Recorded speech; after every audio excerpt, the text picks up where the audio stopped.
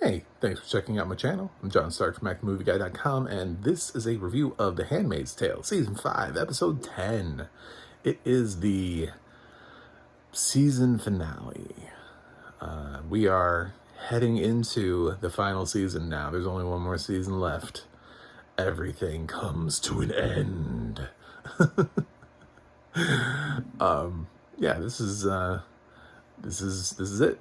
We wrapped it up. I'm a blind film critic, so I watched this with audio description on Hulu. It does have audio description. It has terrific audio description. I also really like the fact, I have to say, I love the fact that this show is directed predominantly by the stars of the show. Like, they're really involved in the whole process. You know, I've seen Elizabeth Moss behind the camera. I've seen Bradley Whitford behind the camera this season. Moss has done a couple episodes. So it's, yeah, very interesting. But this finale was something. We saw June get attacked and run over by a truck, which for a second there I was like, what if they went into the final season without June? Like, what is that? That would be shocking. If everyone else suddenly had to like step up and carry on her work, like Janine becomes the new June. I was like, literally for a few seconds I was like, oh my god, because I didn't think there was anybody around to save her. You know, not being able to see, I couldn't see the surroundings around her, and I was like, are they gonna really do this? Are they, like, because she did get run over and it fucked up her arm, like, so her arm got you know, run over and she needed surgery. But yeah, I for a hot second I believed it, and so that's good. That's great directing. The fact that you believe that the series lead could actually be killed off. You know, nobody thought Rick Grimes was ever going to leave The Walking Dead before The Walking Dead was over. Look at that, you know. So I was like, okay, we're gonna Rick Grimes June on here. That's gonna be very divisive for fans, but let's do it. You know, would have definitely led to giving Moira something to do. Good God. Samira Wiley just needs to not come back for the final season. Can she please just quit the show? Like, I love her so much, and her character is so useless now. They do nothing with her. They've given her nothing to do. She doesn't even go on the run with June. She just stays. She just chills and hangs out. If I was Samira, first of all, she's been nominated for an Emmy for this show, and they just do not know what to do with her character anymore. Nothing. She does nothing in this show. She has no purpose. She has no storylines. She's just there. Like, they're like, hey, we didn't write her off, but you didn't give her anything to do. She's not actually doing anything. Anyway, Luke comes in and saves June. And Luke apparently ends up killing the driver. And then Canada is really irrationally upset about that. And it's like, okay. I mean, I know there are like laws to follow, but calm the fuck down. That guy was like running over people with his car, intentionally running over people with his car. Yeah, maybe like a manhunt for Luke is not the way to go. You know, I immediately didn't like Canada as a country. I was like, if this is what they're gonna do, is prioritize, you know, hunting down the murderer of someone who was intentionally trying to run somebody over with their car, had already run over and was trying to finish them off at the time, then perhaps not a great country to live in. So I'm glad they got the hell up out of there. But Luke, unfortunately, did not. I don't know what's going to happen to Luke.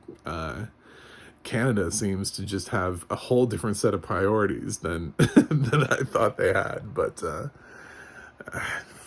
fuck.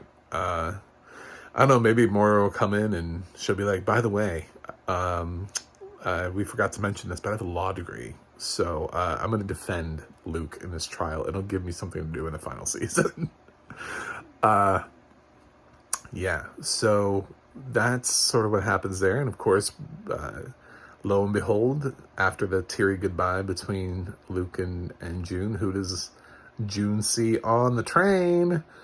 I actually thought we were going to leave her out of the finale. I didn't see that coming. I was like, oh, well, okay, so they finished off Serena's storyline in the last episode. She hopped in a truck with the blue haired lady and drove off. And they just didn't have time to touch on her in this episode. Oh, she's here on the train. Cool. I don't. I love how at the beginning of the season I said, that there were these characters that were irredeemable and they kind of need to go. I love how the season has flipped characters for me into they're doing the same thing that some other shows have done before, where they take the villain and they go, but are they a villain? Mm-hmm. Can we make you like the character that you hate? And they're starting to do that with Serena and Lydia, and it's very, very weird. It's very, very weird to have an ounce of compassion for these characters. But I think it's not so much that I have compassion for Serena as I do for the baby. Like, I do also want Noah to be safe. It's the same thing that June was sort of expressing, when she was able to say why she saved Serena. She was like, well, the baby didn't do anything. Like, that's true. The baby, like, Noah deserves to not, first of all, not be raised by psychopaths. So we got to get him out of that house.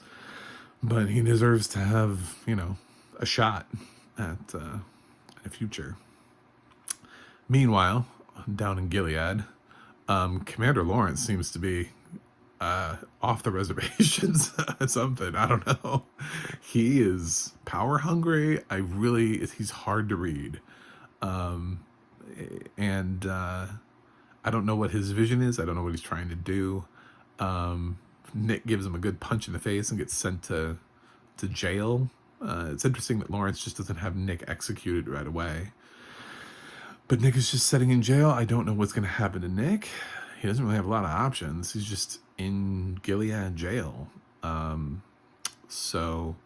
he's also the American spy now. So America can't really use him while he's in jail. So Lawrence has to.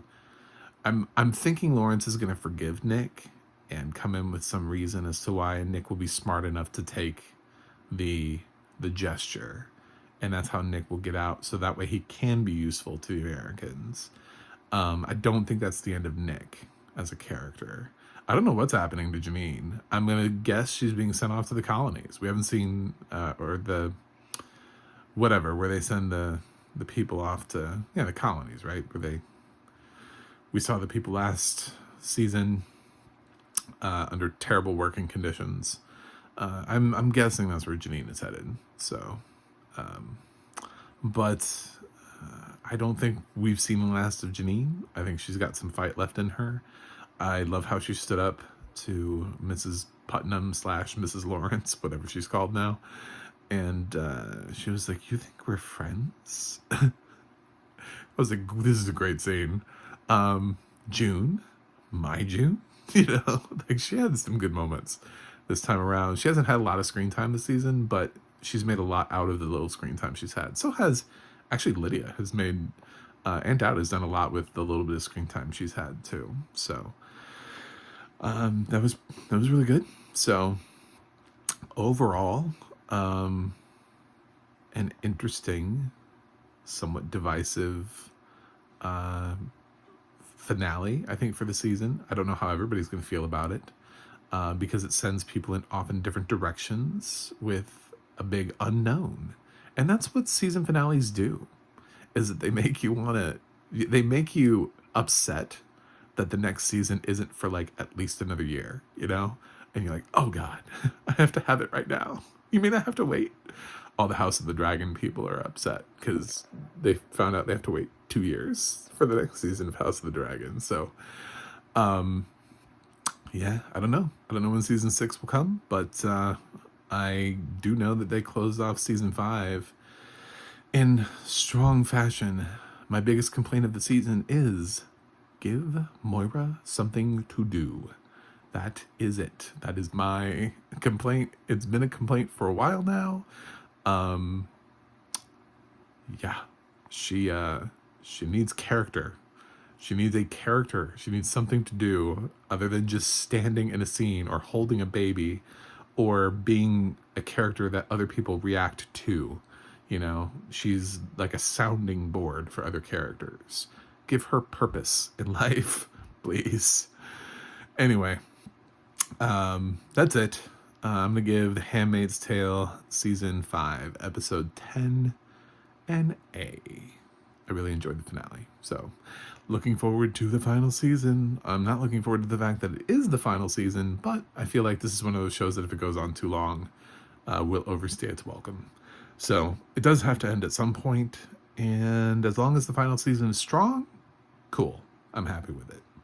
So, that's it for me today. If you've stayed this long, maybe you like me and you'll think about subscribing. That would be great. Click that subscriber button. I'm trying to get to 100 by the end of the year. I do have a website, macthemovieguy.com. You can also go to the audio description project, adp.acb.org. It'll let you know what has audio description and where you can watch it. And you can go to the adna.org and you can look up your favorite movies and TV shows and see who's narrating them. That's it for me today, and I will see you on the other side.